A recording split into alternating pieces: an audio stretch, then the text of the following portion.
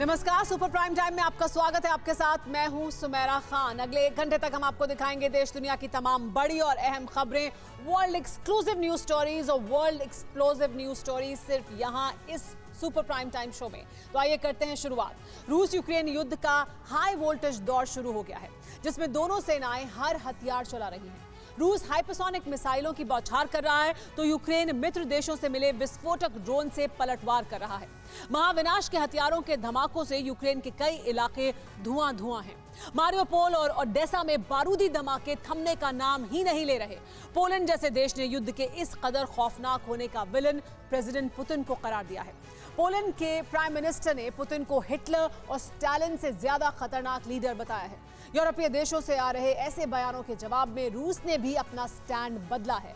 कल तक परमाणु युद्ध को नकार रहे रूस ने एटमी युद्ध को जरूरी बताया है। पुतिन का फाइनल डिसीजन हो चुका है, टारगेट टाइमिंग फिक्स है।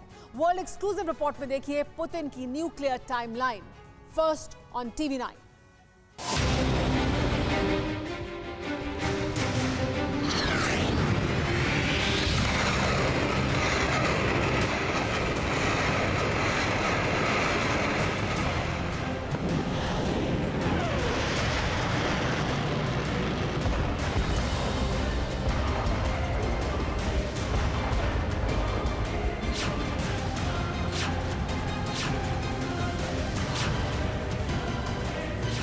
ओडेसा में किंजल के धमाके,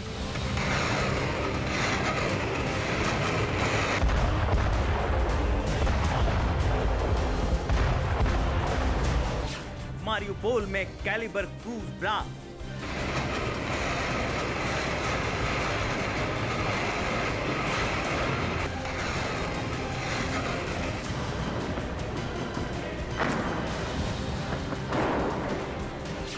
लुहांस्क में इस्कंदर का तहलका,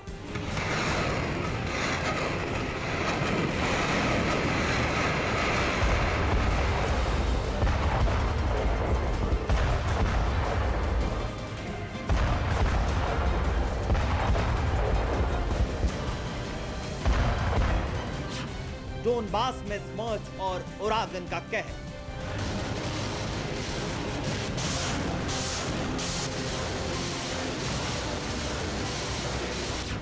बूचा में एरोसोल बम का हाहाकार,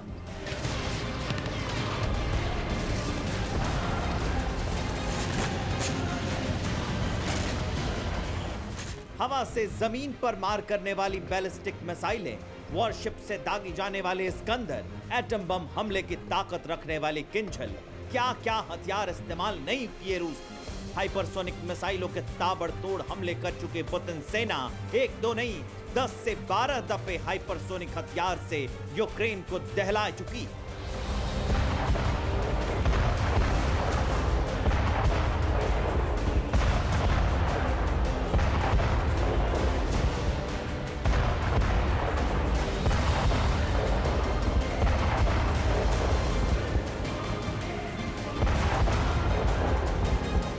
मगर यूक्रेन है कि हार नहीं मान रहा है।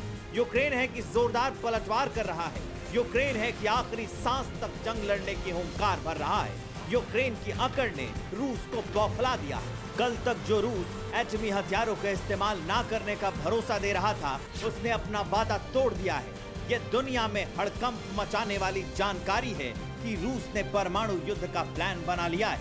मतलब ये है कि अब यूक्रेन युद्ध की लिमिट क्रॉस हो गई। मैदान पूरी तरह से खुल गया है, जिसमें सीधे रूस और अमेरिका की भिड़ंत होगी।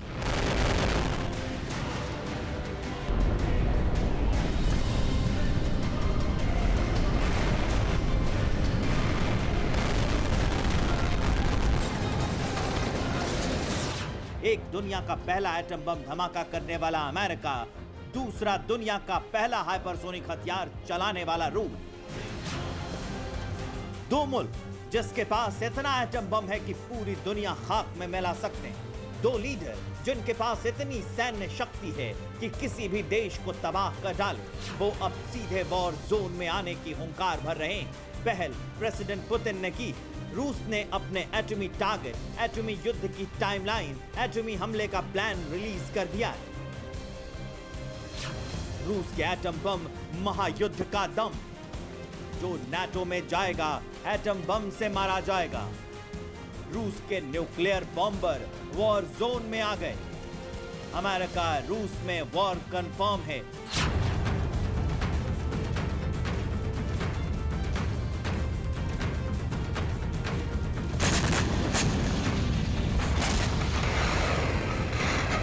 रूस के पास 1 किलो टन से लेकर 100 किलो टन की क्षमता के लगभग 2000 छोटे न्यूक्लियर बम। इन बमों की तैनाती यूक्रेन में।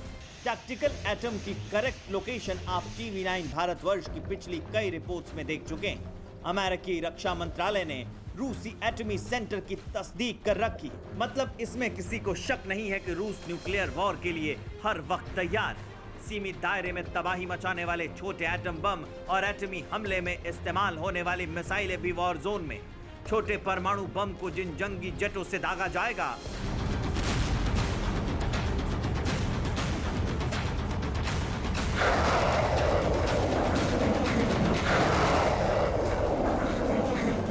वो भी रेडी टू फ्लाई।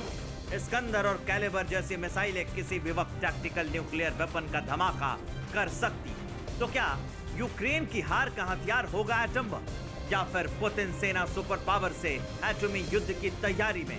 हैरतअंगेज खुफिया रिपोर्ट में बताया गया है कि रूस ने अमेरिका से आर पार का प्लान बना रखा है, जिसमें रूस के हिट लिस्ट में सबसे पहले 3 देश हैं। इन देशों पर रूसी हमले का मतलब होगा सीधे अमेरिका पर हमला, क्योंकि ये देश जल्द नाटो ज्वाइन करने की कतार में।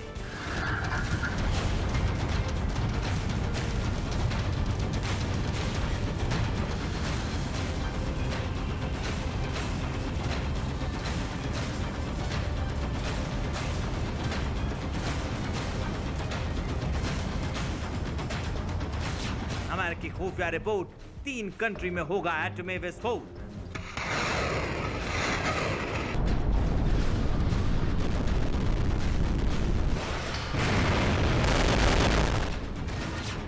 दो साल की मियाद, नॉर्वे, फिनलैंड और स्वीडन बर्बाद।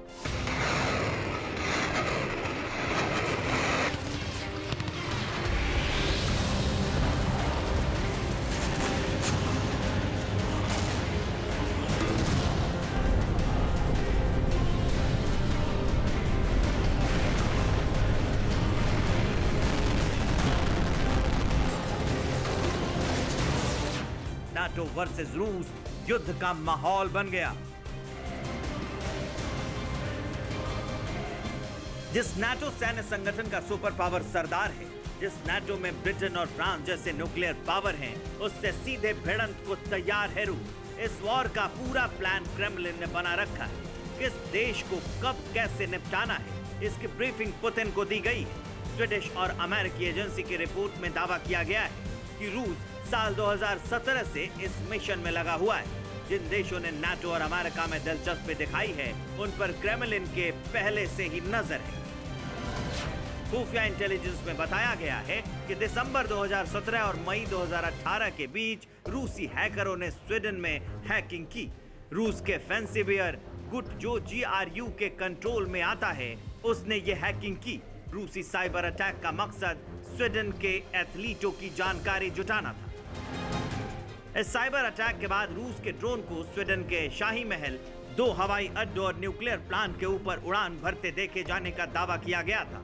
इस हवाई घुसपैठ के बाद स्वीडन में एक रूसी नागरिक की गिरफ्तारी भी हुई थी। हालांकि संदिग्ध रूसी नागरिक को बाद में सबूतों के अभाव में रिहा कर दिया गया। उधर फिनलैंड का भी मामला संगीन है, जिसे रूस ने नाटो ज्वाइन करने के 24 महीने में तबाह कर डालने की डायरेक्ट धमकी दे डाली। रही बात नार्वे की, तो उस पर पुतिन सबसे ज्यादा कुपित है। नार्वे की 200 किलोमीटर जमीनी सीमा रूस से लगती, जहां नाटो आर्मी के 30,000 सैनिक, 200 लड़ाकू विमान और परमाणु पनडुब्बी तैनात है। नार्वे में मौजूद नाटो सेना लगातार वॉर रिहर्सल कर अपनी सैन्य शक्ति का प्रदर्शन भी कर रही है। रूस के करीबी सरहद पर दुश्मनों का यह जमावड़ा पुतिन को बर्दाश्त नहीं। नार्वे वैसे भी नाटो के संस्थापक सदस्यों में से एक, जिस सैन्य संगठन को पुतिन पूरी दुनिया के लिए खतरा मानते हैं। नार्वे पर रूसी हमले के हालात में अमेरिका को इस युद्ध में कूदना होगा, क्योंकि सुपर पावर नाटो की शर्तों से बंधा है। जिसके तहत किसी भी नाटो मेंबर पर हमला 30 देशों पर हमला माना जाएगा। ये 30 देश मिलकर कई दुश्मनों से युद्ध लड़ने आए हैं।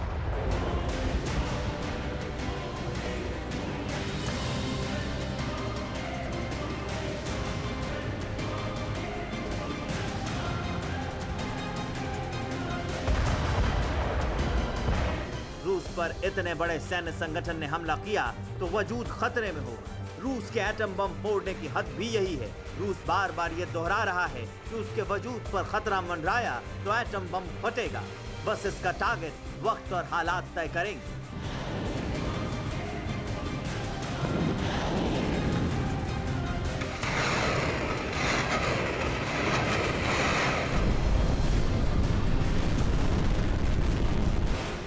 Bureau report, TV9 Bharatvarsh.